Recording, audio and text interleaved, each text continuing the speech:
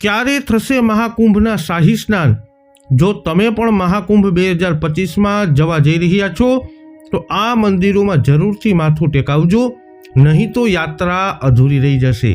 નમસ્કાર મિત્રો, અંબા એસ્ટ્રોલોજી ગુજરાતી ચેનલમાં આપ બધાનું હાર્દિક સ્વાગત છે.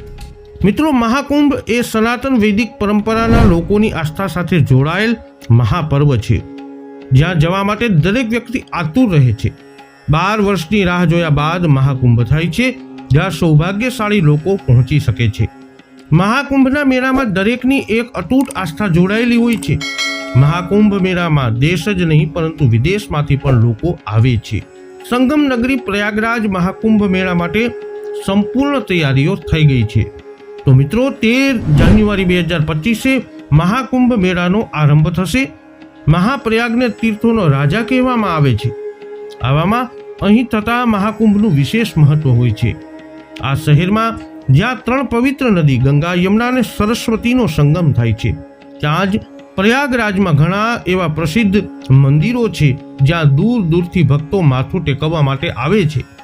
આજે અમે તમને એક એવા મંદિર વિશે જણાવવા જઈ રહ્યા છીએ જ્યાં દૂર દૂરથી ભક્તો માથું ટેકવવા આવે છે. આજે અમે તમને એવા મંદિર વિશે જણાવવા જઈ રહ્યા છીએ જ્યાં ડૂબકી લગાવ્યા બાદ તીર્થયાત્રી દર્શન કરવા માટે જરૂરથી જાય છે. અને કહેવામાં આવે છે કે આ મંદિરના દર્શન વિના સંગમ યાત્રા અધૂરી રહી જાય છે, પૂર્ણ થતી નથી. તો એમાં સર્વપ્રથમ છે અક્ષયવટ. સંગમ નદીને કિનારે સ્થિત કિલ્લાની અંદર એક એવું વૃક્ષ છે જેને લઈ ઘણી માન્યતાઓ જોડાયેલી છે. આ વૃક્ષના દર્શન માત્રથી ભક્તોના તમામ પાપ ધોવાઈ જાય છે. અને અમે તમને વાત કરવા જઈ રહ્યા છીએ અક્ષય વૃક્ષની. અક્ષયવટ તે પવિત્ર વટવૃક્ષ છે જ્યાં પ્રભુ રામે માતા સીતા અને ભાઈ લક્ષ્મણની સાથે આરામ કર્યો હતો. ત્રેતાયુગનો પુરાવો આપતો આ વટવૃક્ષ આજે લોકોની આસ્થા સાથે જોડાઈ ગયું છે. અહીં દર્શન માટે દરરોજ ભક્તોની ભારે ભીડ જોવા મળે છે. સંગમ સ્નાન બાદ તીર્થયાત્રી અક્ષયવટ મંદિર જરૂરથી જાય છે.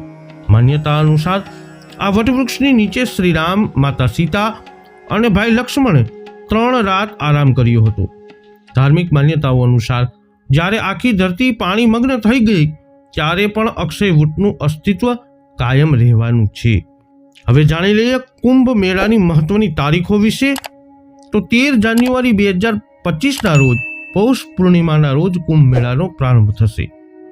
14 જાન્યુઆરી 2025ના રોજ મકર સંક્રાંતિના દિવસે પ્રથમ શાહી સ્નાન થશે. 29 જાન્યુઆરી 2025ના મૌની અમાવસ્યાના દિવસે બીજું શાહી સ્નાન થશે. 3 ફેબ્રુઆરી 2025 વસંત પંચમીના રોજ ત્રીજું શાહી સ્નાન થશે.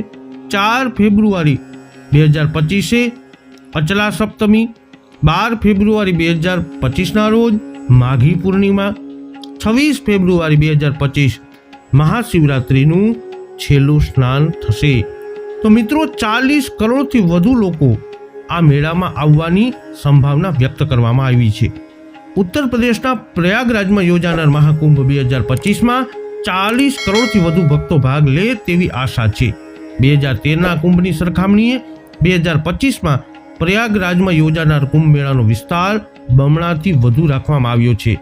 તમને જણાવી દઈએ કે યોગી સરકારે મહાકુંભ 2025ના આયોજન માટે 2600 કરોડ રૂપિયાના બજેટની જોગવાઈ પણ કરી હતી. મહાકુંભ દરમિયાન વધુ સારા વહીવટ માટે યુપી સરકારે મહાકુંભ વિસ્તારને નવા જિલ્લા તરીકે પણ જાહેર કર્યો છે. પ્રયાગરાજ તીર્થ સ્થાનોનો રાજા કહેવાય છે. મિત્રો, ઉત્તર પ્રદેશના પ્રયાગરાજને શાસ્ત્રોમાં તીર્થરાજ એટલે કે તીર્થ સ્થાનોના રાજા તરીકે વર્ણવવામાં આવ્યા છે. એવું પણ માન્યતા છે કે પ્રથમ યજ્ઞ ભગવાન બ્રહ્માએ પ્રયાગરાજમાં કર્યો હતો. એવું માનવામાં આવે છે કે કુંભ મેળામાં સ્નાન કરવાથી આત્માની શુદ્ધિ થાય છે અને જન્મ મરણના ચક્રમાંથી મુક્તિ મળે છે. તમને જણાવી દઈએ કે વર્ષ 2017માં યુનેસ્કોએ કુંભ મેળાને માનવતાનો અમૂર્ત સાંસ્કૃતિક વારસો એવો દરજ્જો પણ આપ્યો હતો. તો મિત્રો, મહાકુંભમાં તમે પણ જવાના હોય તો આ જગ્યાઓએ અવશ્ય દર્શન કરજો. અને આ દિવસોમાં શાહી સ્નાનની તારીખો પણ બતાવી છે. આ વિડીયો અંગેના તમારા અભિપ્રાયો શું છે કોમેન્ટમાં અવશ્ય જણાવજો. આ વિડીયોને લાઈક અને શેર કરજો. હજુ સુધી આપે અમારી ચેનલ સબસ્ક્રાઇબ ન કરી હોય તો અવશ્ય કરી લેજો.